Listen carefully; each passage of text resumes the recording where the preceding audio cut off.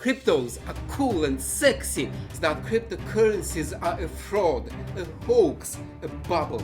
Must buy crypto. Printing money, printing money, printing money. Run away and buy bitcoins. And this bubble is about to get burst. There are two opposing points of view on cryptocurrencies. One point of view is that cryptos are cool and sexy, and everybody who is anybody must buy crypto, because cryptocurrencies are the new money, the money of the free world, the world free from any government. And the other point of view is that cryptocurrencies are a fraud, a hoax, a bubble, and this bubble is about to get burst. But I'm a boring economist, and in this video I apply the boring economics to exciting cryptos. In this video you will learn what economics has to say about cryptocurrencies. And at the end of this video I will tell you what will happen to cryptocurrencies and why our governments do everything to help cryptocurrencies. So let's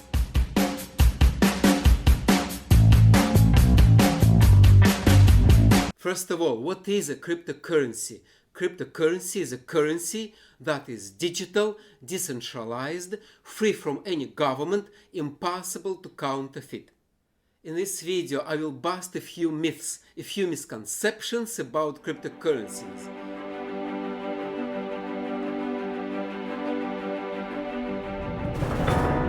Are cryptocurrencies free from any government? Yes. No. It is true that cryptocurrencies have no central bank. For example, US dollars have the Federal Reserve, euros have the European Central Bank, and cryptocurrencies have no central bank. But governments can and do influence cryptocurrencies. Every time some government bans or allows a cryptocurrency, that cryptocurrency plunges or skyrockets.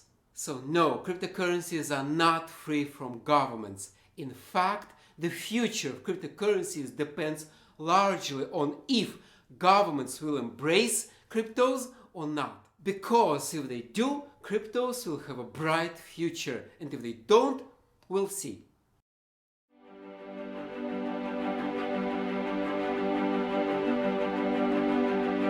Are cryptocurrencies money? Are cryptocurrencies currencies?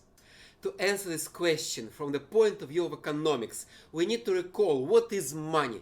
And money is a financial instrument that performs three functions. It's a medium of exchange, it's a store of value, and it's a unit of account. So are cryptocurrencies money? Do they perform those three functions? Money as a medium of exchange means that we use money to pay for goods and services. We use money for payments. Are cryptocurrencies a medium of exchange? Yes. No. Kinda. Yes, some people, criminals, use cryptocurrency to pay for drugs and weapons, and when your computer is hacked, hackers will demand a ransom, and that ransom will most likely be in cryptocurrency. So yes, cryptocurrencies is money, is a medium of exchange for drugs, weapons, in the criminal, illegal part of the dark web. But outside of the criminal world, cryptocurrencies, it's not a medium of exchange, it's not money. Cryptocurrencies are too risky, too volatile to be used as money. Second function, money is a store of value in the sense that money preserves value of your savings. Money can transfer the value of your money into the future so that you can spend $1 today or you can spend $1 5 years from today. Are cryptocurrencies money in that sense? No. Cryptocurrencies does not do store of value. Because cryptocurrencies are so risky, so volatile, that they can't transfer their values into the future. They can't preserve the value of your savings. Unit of account. We use money to express prices. We use, for example, dollars or euros to show prices. Are cryptocurrencies money in that sense? No. Again, cryptocurrencies are so risky, so volatile, that it makes no sense to express prices in cryptocurrencies. Out of three functions of money, cryptocurrencies fail two, and they barely perform the first one. So are cryptocurrencies money? The answer is no. Cryptocurrency is not money.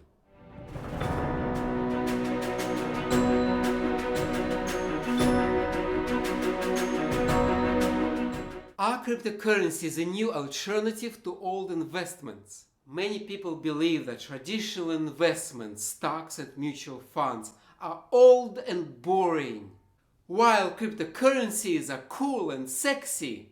But no, cryptocurrencies are not an alternative to traditional investments, because fancy cryptos behave exactly like ordinary stocks. When stocks rise, cryptos rise, and when stocks plunge, cryptos plunge. Cryptocurrencies are a weird substitute for normal stocks. And the only difference is that when you buy a stock, you believe in that company. And when you buy a crypto, you believe in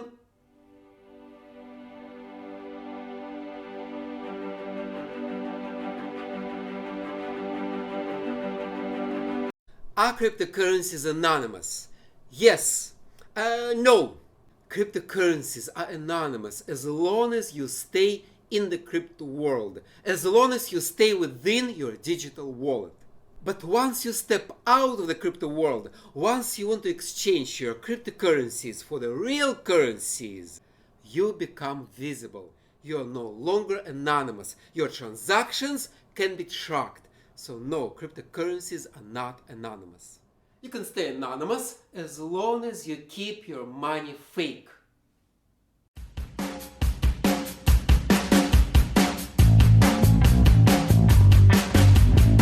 I'm going to give you two predictions, the long run prediction and the short run prediction. First, the long run. In the long run, in about 5 years, cryptocurrencies will become boring.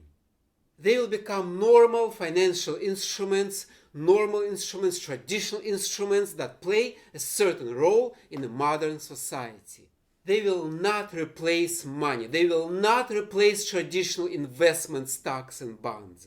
But cryptocurrencies are not going away. They will stay and they will play some role in our society. And when it happens, the prices for cryptocurrencies will stop going up and down. Prices will become steady and stable and boring.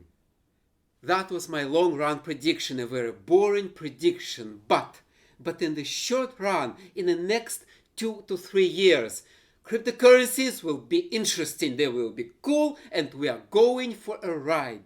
The first cryptocurrency, Bitcoin, emerged in January 2009 at the height of the Great Recession. When people realized how corrupt, impotent, and incompetent our politicians are, when people lost faith in the governments. And the Bitcoin was a response. It was a desire to create money, to create real money, money free from any government corruption. And now, after years since the Great Recession, things are even worse. The pandemic, the economic meltdown, more restrictions, fewer restrictions, open borders, closed borders, all this chaos makes us lose faith in the governments. All this chaos turns people away from government-imposed currencies to free and independent cryptocurrencies. Just think what our politicians are doing right now. Our politicians, our beloved leaders are printing money, fueling inflation, destroying traditional currencies, and making cryptocurrencies stronger and stronger. What I just said is true for cryptocurrencies with a fixed supply. For example, bitcoins. Bitcoins have a fixed supply of 21 million. That's it. It can go higher. So as the US Federal Reserve prints US dollars and makes US dollars less and less valuable, Bitcoins with its fixed supply look stronger and safer. Our governments and our central banks make Bitcoins look better and better.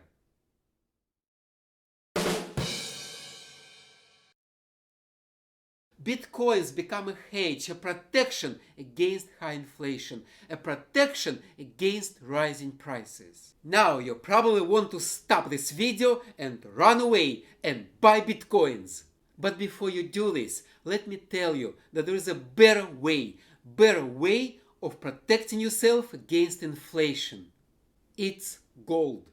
Gold is a traditional, centuries-old protection against inflation. There is only this much gold our planet produced.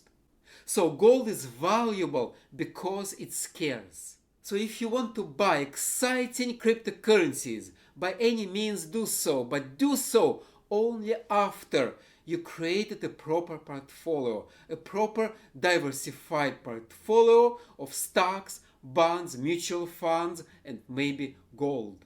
That was my take on cryptocurrencies. I hope my explanations were not too cryptic, and I wish you to grow rich and learn economics. Thank you.